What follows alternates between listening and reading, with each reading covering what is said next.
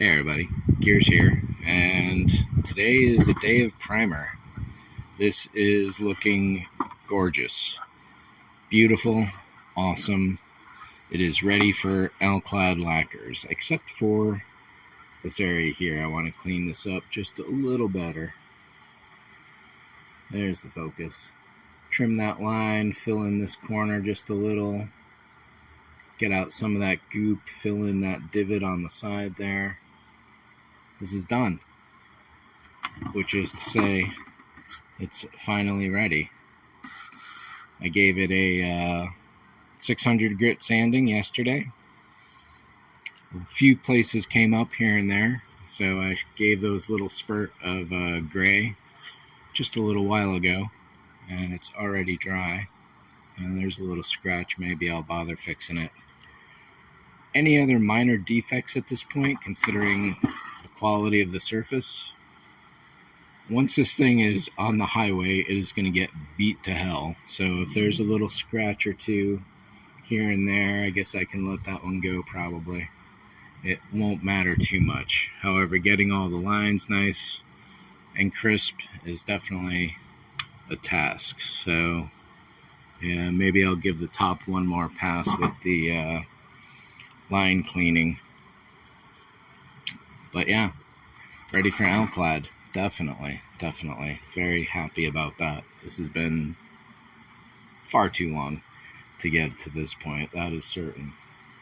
Over here, let me back this up a little. So the last couple days, I've been filling in with the glazing putty, getting this a little rounder. Made things a little messier up there. Filled, sand, primed, painted. I'll have to give this a sanding to see what it looks like underneath, or give it another layer of paint to try and get rid of the mottling that you may be able to see right in this area. That's probably because it's fresh glazing putty. You can see up here there's bits of gray that are solid and then darker sections, and that is where most of the putty is. Looks like a little filling down here. I've been smoothing off and shaping that. Up top here, this definitely needs to be cleaned out now, and then a few more passes of glazing putty for it. As to the symmetry on the back, so close. So if you look at the bottom right there and then look over here, that's really all that's missing. That slope compared to this slope, pretty good. The body of it, looking around the corner as you roll the eye over, very close.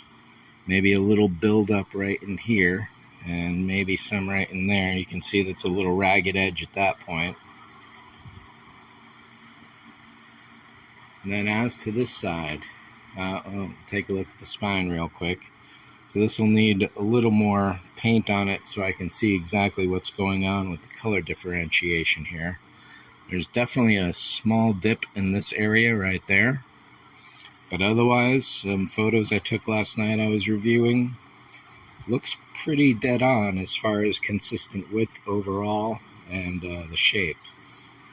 And as far as the depth goes from each side.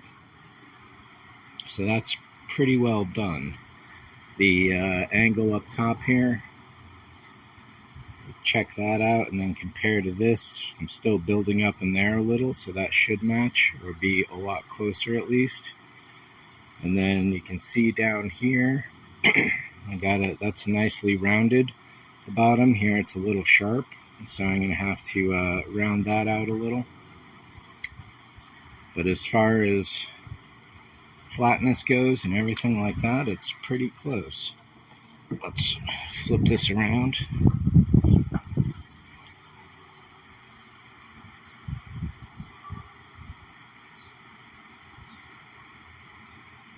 So the height is a lot better.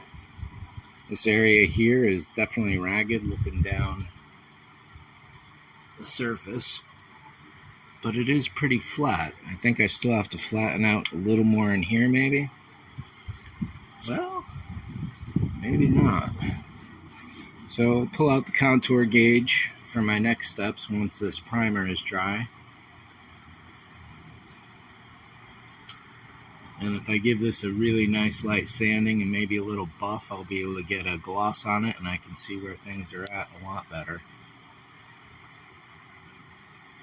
The symmetry up top here, maybe I could shave down a little of this back portion, but otherwise, left to right, no, I'm happy with it. And I'm happy with the angle in there, swooping, that's good. A little more rounded at the bottom of the turret. Yeah, holy cow. Things are actually getting close to finish. This is real exciting. As for this guy up here, many rounds of the glazing putty. I still got a few more to do. My last concern is most of the filling is done. Got to do this inside here, but my last concern after that is the angle here. So I'm probably going to have to add just a sliver of glazing putty around the edges at an angle outwards, so that way it'll make casting it easier.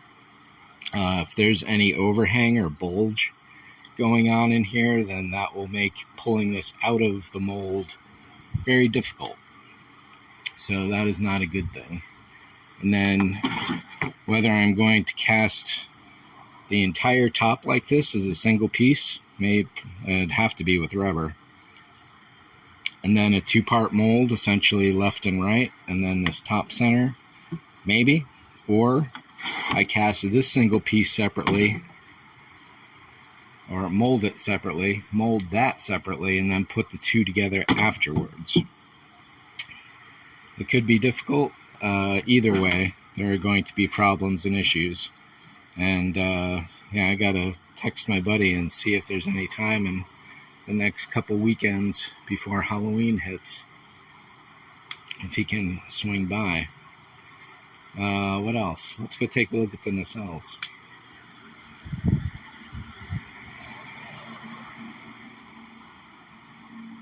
I'm blind coming in from that light.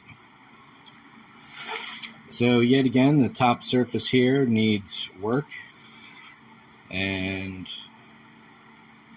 probably not going to be able to get any angles with the light to show any of the divots.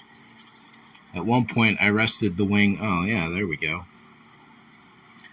So at one point I rested the wing on a paint chip, and now that paint chip is buried in the wing. So that's got to be cleaned out. Yeah, it's just like all these little divots everywhere. It's like, what are you doing to me?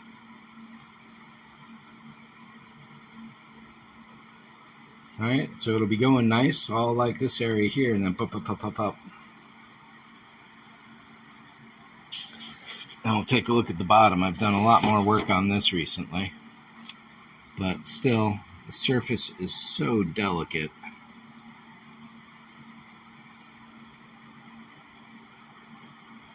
But close. Like everything, it's close, especially these guys here. This is going to be another casting issue. This could be done with rubber, and if so, putting the fiberglass into the inside of these shapes may become difficult. It's a little tough to tell right now. That's what consulting with my buddy is going to help out with. But so overall, these are definitely further along than the wing itself, but they are made from rigid plastic. But even that is no guarantee of working out, because that rigid plastic is still built on cardboard. And because there's cardboard underneath this, it's still soft and squishy.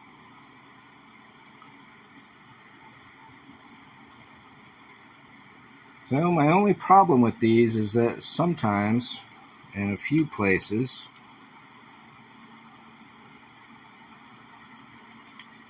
this point right here is just a little too sharp for my tastes. Down there, that's pretty smooth, but then angled.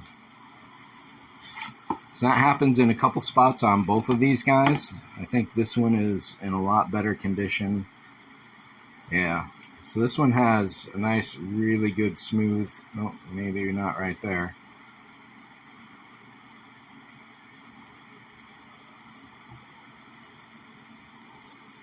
Yeah, so this is the nacelle that had a bent piece of really thick plastic used, so you can still see the remains of the bend right in there, and that traveled all the way down the side. So all of this mess in here that you're seeing is me grinding away that plastic to get it round again. But overall, that's definitely good curvature there. It's just on this one, it's a little sharp.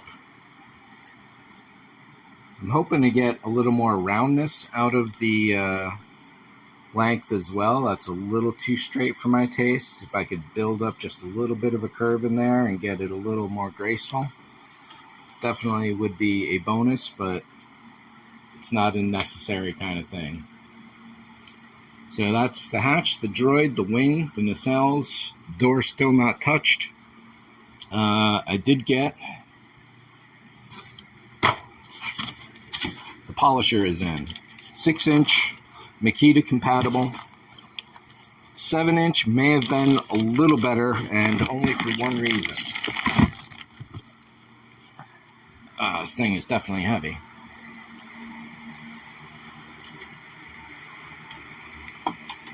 So the 7-inch that I've seen comes on a bit more of a spindle than this one is on, and that would have allowed me to get into these grooves just a little bit easier.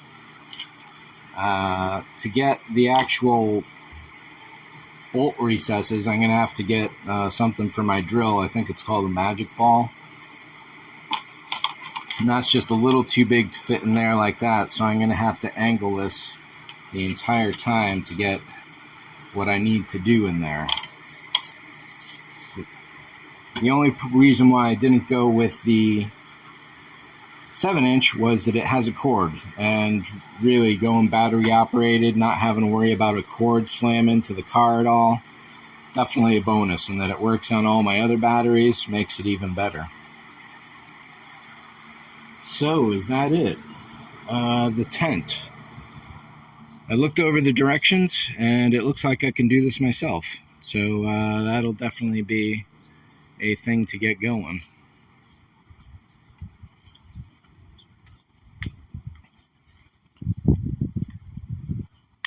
Let's see what we got here. Pieces are relatively simple. 2 different connectors, one for the ends, one for the middles, 3 different lengths of tubes, one for the sides, one for the lengths, and then one for the height. And then presumably all of the canopy pieces are down in there.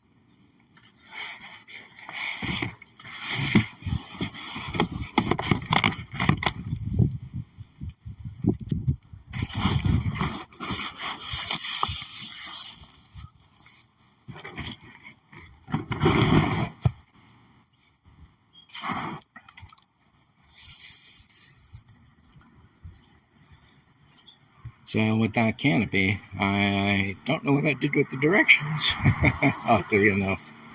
But I did take photos, luckily. So I thought I put them back in the box, and then if I didn't put them in the box, they must be over here. And if they're not over here, then where could they be? I'll find them, no worries. I was going to color code all the bars to make it a little easier to see. Maybe I took it home with me.